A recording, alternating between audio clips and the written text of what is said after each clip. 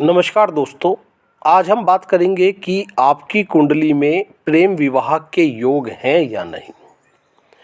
क्योंकि यह निश्चित है कि जीवन में ऐसा कई बार होता है कि हमें जिससे प्रेम होता है हम उससे विवाह करना चाहते हैं, परंतु यह प्रेम, यह दोस्ती विवाह में बदलेगी या नहीं। साथ ही यदि यह प्रेम विवाह होता है तो यह सफल होगा या नहीं, यह बहुत बड़ी बात है। तो कुंडली के कुछ ऐसे विशेष योग बताऊंगा, यदि आपकी कुंडली में है तो प्रेम विवाह होना संभव है। पहले समझिए कि पंचम भाव कुंडली का बुद्धि, संतान के साथ साथ मित्रता को भी बताता है, दोस्ती को। साथ ही सप्तम भाव विवाह को, साझेदारी को बताता है। तो किसी भी कुंडली में यदि इन दोनों का संबंध बनता है तो आप प्रेम विवाह के बारे में सोच सकते हैं। इस संदर्भ में आपको सफलता मिल जाएगी। तो सबसे पहली बात, यदि कुंडली में सप्तम भाव का स्वामी पंचम भाव में आकर बैठ जाए तो प्रेम विवाह के योग बनते हैं। एक उदाहरण से समझते हैं। यह जो मैं उदाहरण दे रहा हूं, यह वृषभ लग्न की कुंडली है और इस कुंडली में सप्तम भाव के स्वामी है मंगल, यानी सप्तमेश है मंगल। और यह मंगल जो कि सप्तम भाव के स्वामी है आकर बैठ गए पंचम भाव में।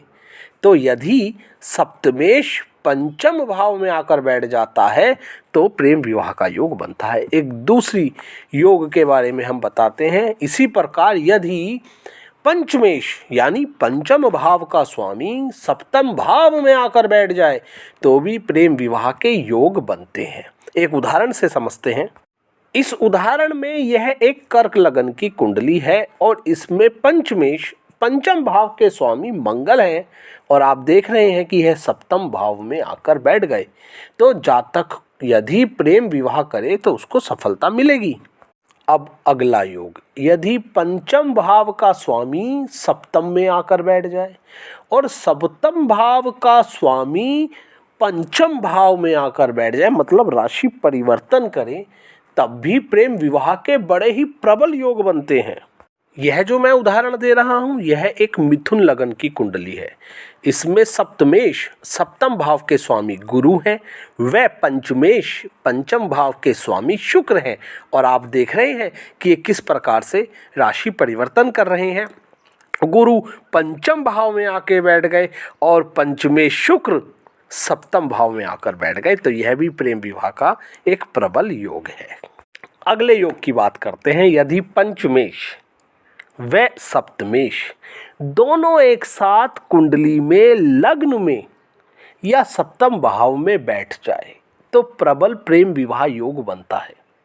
और इससे अलग कुंडली में किसी अन्य भाव में बैठे हैं तो भी यह योग बनता है, परंतु इतना प्रबल नहीं होता। हाँ, पंचमेश व सप्तमेश की युति यदि 6, 8, 12 में होती है तो प्रेम विवाह करने में दिक्कतें आती हैं और ऐसा प्रेम विवाह ज़्यादा सुखद नहीं कहा जा सकता। वैवाहिक जीवन थोड़ा सा त्रस्त रहेगा।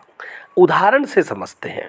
इस उदाहरण में यह एक कन्या लग्न की कुंडली है। इसमें पंचमेश है शनि व सप्तमेश है गुरु। और हम देख रहे हैं कि इस कुंडली में शनि व गुरु की युति कुंडली के दशम भाव में हुई। और यह मैं जिस जातक की कुंडली का उदाहरण दे रहा हूँ, इस जातक ने सच में प्रेम विवाह किया। अगला योग, यदि कुंडली में सप्तम भाव में आके राहु बैठ जाए तो भी ऐसे जातक को राहु प्रेम विवाह करने के लिए प्रेरित करता है। एक उदाहरण से समझते हैं। कन्या लग्न का ही उदाहरण दे रहा हूँ। यह जिस जातिका की कुंडली है उसके सप्तम भाव में राहु बैठे हैं, राहु के साथ मंगल भी बैठे हैं और इस पर गुरु की 5वीं दृष्टि पड़ रही है। तो इस जातिका ने प्रेम विवाह किया और उनका प्रेम विवाह सफल है आज तक। अगला योग के बारे में बात करें तो यदि शुक्र और सप्तमेश एक साथ कुंडली में कहीं बैठ जाएं, लग्न में बैठते हैं, सप्तम में बैठते हैं तो बहुत ही अच्छी बात है। केंद्र में या मूल त्रिकोण में बैठते हैं तो भी बहुत अच्छी बात है। इससे अलग कुंडली में किसी अन्य भाव में बैठते हैं तब भी यह योग प्रेम विवाह का बनता है, बस 6, 8, 12 में ना बने। तो मैंने बताया कि यदि शुक्र व सप्तमेश कुंडली में एक साथ बैठ जाए या शुक्र की दृष्टि सप्तम भाव के स्वामी पर पड़े तब भी प्रेम विवाह के योग बनते हैं। हम पहले उदाहरण में देख रहे हैं कि धनु लग्न की कुंडली है, इसमें सप्तम भाव के स्वामी यानी सप्तमेश बुध हैं और वह शुक्र के साथ केंद्र में दशम भाव में बैठे हैं। अगले उदाहरण में हम देख रहे हैं कि सप्तमेश, यह भी धनु लग्न की कुंडली है, कि सप्तमेश बुध है और बुध नवम भाव पर बैठे हैं और शुक्र की 7वीं दृष्टि नवम भाव पर पड़ रही है, तो यह भी प्रेम विवाह का एक प्रबल योग है।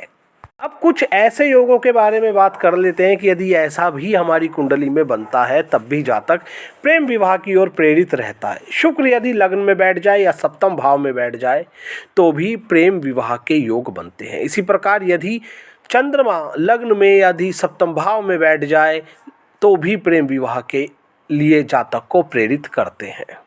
तो आज मैंने जो योग बताया उम्मीद करता हूं कि आपको समझ में आए होंगे। साथ ही यदि आप अपनी कुंडली का मुझसे विश्लेषण करवाना चाहते हैं तो मैंने अपना संपर्क सूत्र दिया है, आप संपर्क कर सकते हैं। एक छोटा सा शुल्क अदा कर यह सुविधा घर बैठे प्राप्त कर सकते हैं। साथ ही यदि आप मेरे चैनल पर नए हैं और अभी तक आपने मेरा चैनल सब्सक्राइब नहीं किया है तो प्लीज़ चैनल सब्सक्राइब करें, ऑल पर क्लिक करें ताकि सभी इसी प्रकार की इन्फॉर्मेटिव वीडियोज़ का नोटिफिकेशन आपको समय समय पर मिलता रहे। अपना बहुत कीमती समय मुझे देने के लिए बहुत बहुत धन्यवाद।